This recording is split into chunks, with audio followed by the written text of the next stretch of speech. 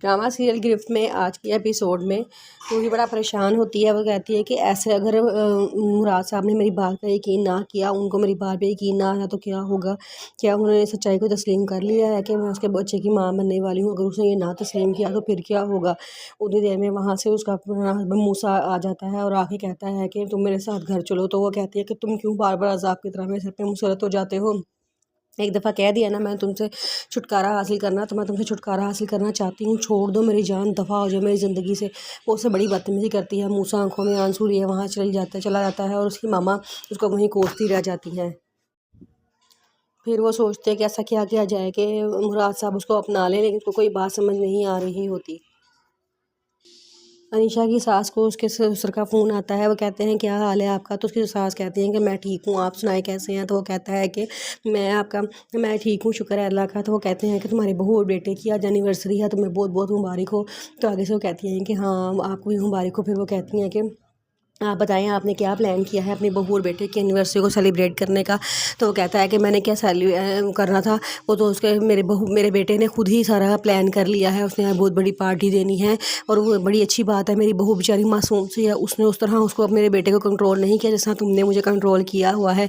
तुम यहाँ बैठ के भी वहाँ मुझ पर हुक्म चलाती हो। तो वो कहती है कि आप किस तरह की बातें कर रहे हैं। साथ ही वहाँ हंसना शुरू हो जाती है। वहाँ से निशा गुजरती है तो वो कहती है कि निशा इधर आओ बेटा, तुम्हारे अब्बू ने तुमसे बात करनी है। निशा आती है तो उसको मुबारकबाद देते हैं एनिवर्सरी की। निशा बड़ा खुश होती है। तो वो कहते हैं मुझे ये बताओ मेरा बेटा तुम्हें तंग तो नहीं करता। तो कहती है कि नहीं अंकल, आपका बेटा तो बहुत अच्छा है, मेरा बड़ा ख्याल रखता है। तो वो आगे से कहते हैं कि नहीं, वो मुझे तो मेरा बेटा कहता है कि मेरी बहू बहुत अच्छी है और उसका बहुत ख्याल रखती है। तो वो कहती है कि अंकल ये तो उनका अच्छा पान है ना कि उनको मेरे अंदर अच्छाई नज़र आती है। फिर वो कहते हैं कि बेटा आज के लिए कोई प्लान है। तो निशा कहती है कि नहीं फ़िलहाल तो कोई प्लान नहीं है। उसको नहीं पता होता कि कोई सरप्राइज़ प्लान किया होता है मुराद ने। वहाँ पर निमल और वजी भी एनिवर्सरी पे आने की बड़ी तैयारी कर रहे होते हैं। तो वजी आ कहता है तुम अभी तक तैयार नहीं हुई, हम क्या मेहमानों की तरह टाइम टू टाइम पहुँचेंगे। चलो तुम जल्दी से तैयार हो जाओ ताकि हम टाइम से वहाँ पहुँच जाएँ। तो कहती है मैं क्या करूँ, ये बेटा जो है ना मेरा सोया ही नहीं। इसको भी बहुत शौक़ है निशा की एनिवर्सरी में शामिल होने का, इसलिए ये सारा दिन आज सोया ही नहीं है। ये सोता तो मैं तैयार होती ना। तो कहता है चलो लाओ ये मुझे पकड़ाओ, तुम जाकर तैयार हो। वो कहती है कि मैं तो ऑलमोस्ट तैयार हूँ, सिर्फ मैंने गिफ्ट पैक करना है। मैं चाह रही थी कि आप आए थे, आप उसको पकड़ लेते तो फिर मैं गिफ्ट पैक कर लेती। वो कहता है लाओ लाओ ये मुझे दो, जाके तुम गिफ्ट पैक करो और जल्दी करो, जल्दी जल्दी जाना है। तो कहती है कि अच्छा चलो ठीक है। फिर उसके बाद सारे वहाँ पहुँच जाते हैं। तो निशा बहुत ही खूबसूरत लग रही होती है। तो तैमूर वहाँ आ जाता है। वो आके निशा की बड़ी तारीफ़ करना शुरू कर देता है। तुम बहुत खूबसूरत लग रही हो, दिल कर रखा खुले फार में तुम्हारी तारीफ़ करूँ, लेकिन अब तुम किसी की बीवी हो, इस तरह की बातें करता है। तो उसकी सास को बड़ा गुस्सा चढ़ता है। फिर वो निशा कहती है कि तुम चुप कर जाओ, किस तरह की बातें कर रहे हो, चलो हम तुम्हें अपनी सास से मिलाऊँ। उसको अपनी सास से मिलाने के लिए ले जाती है। तो उनकी सास को भी वो कहता है कि अंकल आंटी आप बड़ी खुशकिस्मत है कि आपको इतनी खूबसूरत बहू मिली है। तो आगे से उसकी सास कहती है क्या मतलब। तो वो निशा को डांट के चुप करवाती है कि तुम कैसी बातें करो, चुप करो।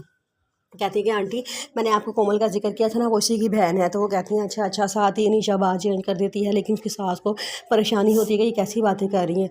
रूही बड़े गुस्से में होती है। वो छत पे ऑफिस की छत पे खड़ी हो जाती है और जाके मुराद को फ़ोन कर देती है कि अगर तुम यहाँ ना पहुँचे तो मैं यहाँ से कूद के अपनी जान दे दूँगी। मुराद कहता है नहीं नहीं तुम कूदना ना, मैं आ रहा हूँ।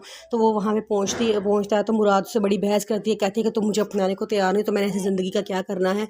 हाँ मैं मर जाऊँगी ना तो निशा बीबी को पता चल जाएगा, सारी दुनिया को पता चल जाएगा कि मालिक की छत से नौकरानी ने क्यों कूद के खुदकुशी की और उस वक्त जब वो माँ बनने वाली थी। मुराद से बड़ा समझाने की कोशिश करता है लेकिन उसको बात समझ नहीं आती। ड्रामा सीरियल गिरफ्त की मेगा एपिसोड में सारे मुराद को फ़ोन कर रहे होते हैं, लेकिन वो वहाँ पे रूही के साथ होता है। वो रूही को बड़ी समझाने की कोशिश करता है कि रूही तुम खौफ करो खुदा का, तुम कैसी हरकतें कर रही हो, तुम प्लीज़ इस बात को छुपा दो, मेरी ज़िंदगी में सुकून आने दो, मैं बड़ा परेशान हूँ तुम्हारी वजह से। लेकिन रूही के मानने को तैयार नहीं होती। वो कहती है कि आपके लिए ये गलती है, आप तो उसे भूल जाएंगे, लेकिन मेरे लिए सारी ज़िंदगी का मसला है। आपको बताया ना जिससे मेरी शादी हुई है, अगर उसे भला ज़रा सा पता लग गया ना तो वो मुझे ज़िंदा जान मार देगा।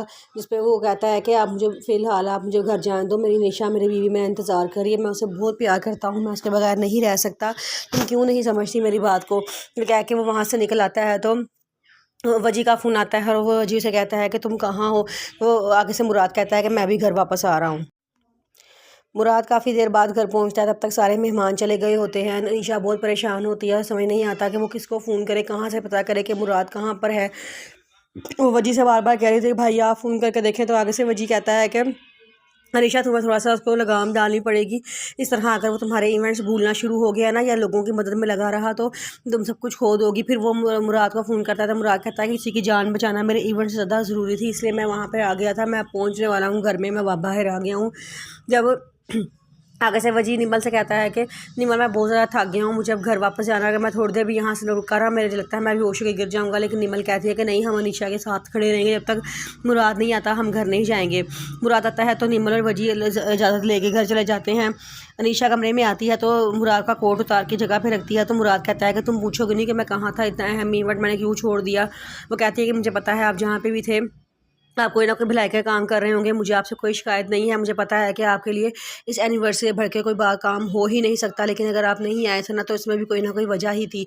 वो कहती है तो मुराद खामोश हो जाता है और वो कहती है कि मैं आपके लिए खाना लगवाती हूँ, क्योंकि मैंने भी आपकी परेशानी में अभी तक खाना नहीं खाना, मुझे शदीद भूख आया है और मुझे शदीद भूख लग रही है। तो कहता है कि चलो ठीक है, तुम खाना लगवाओ, हम दोनों मिलकर बैठ के खाना खाते हैं। अनीशा कहती है चले ठीक है। फिर वो निशा उसके लिए खाना लगवाती है, वो खाना खाता है। अगले दिन मुराद ऑफिस आ जाता है, वहाँ बैठ के उसको निशा की बातें याद आ रही होती है, जिस तरह उसने अच्छे तरीके से उसे किसी बात की शिकायत नहीं की थी। वो कहता है कि तुम्हारी मोहब्बत के आगे मैं हमेशा हार जाता हूँ, मैं कदम बैठने से बच जाता हूँ। वो उसको सारी बातें याद आती हैं। रूही जब काफ़ी देर बाद घर पहुंचती है तो उसकी वो देखती है कि उसकी मामा और मूसा वहाँ बड़ा परेशान खड़े होते हैं। उसकी मामा कहते हैं कि तुम कहाँ थी ना मुराद, हम तब कब से तुम्हें ढूंढ रहे थे, तू किधर थी। वो मूसा भी पूछता है कि कहाँ थी, तो वो आगे से कोई जवाब नहीं देती। तो वो कहता है कि आंटी आप चुप कर जाएं, वो घर आ गई है ना, वो बता देगी वो कहाँ पे थी, आप परेशान ना हो। वो रूही किसी की बात का जवाब नहीं देती और सीधा अपने कमरे में जाकर दरवाज़ा उठा करके बंद कर देती है। तो उसकी मामा कहती है कि तू मेरी अपनी माँ को जानती नहीं है, मैं अपनी तुझे ज़िंदा गाड़ दूँगी, मैं दरवाज़ा तोड़ के अंदर आ दूँगी, दरवाज़ा खोल, मुझे बता तू कहाँ थी। लेकिन वो कोई जवाब नहीं देती। तो उसकी मम्मा अंदर सुबह सो के उठती है तो उसकी मम्मा आ जाती है, कहती है कि बताओ मुझे कहाँ थी तू। तो वह कहती है कि मैं जहाँ पर भी थी ज़िंदा सलामत घर वापस आ गई हूँ ना, तुझे क्या फ़िक्र पड़ गई है, मेरी अज़ाब ही बन गए हो तुम लोग मेरे लिए।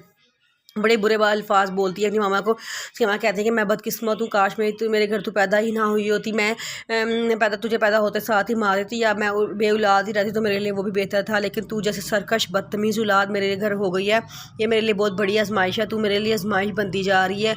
रूही आजमाइश बनती जा रही है। रूही कहती है कि बस कर दो, छोड़ दो मेरी जान, दफ़ा हो जाए यहाँ से सारे, मुझे अकेला छोड़ दो, मैं तुम लोगों के साथ नहीं ना रहना चाहती, तुम लोग मुझे नहीं रखना चाहते, मैं चले जाऊँगी तुम लोगों को छोड़ के, बड़ी दूर चली जाऊँगी, मैं यहाँ रहूँगी नहीं। वो अपनी मम्मा से बड़ी बदतमीज़ी करती है। उसकी मम्मा बड़े अफसोस से उसकी सारी बातें सुन रही होती हैं।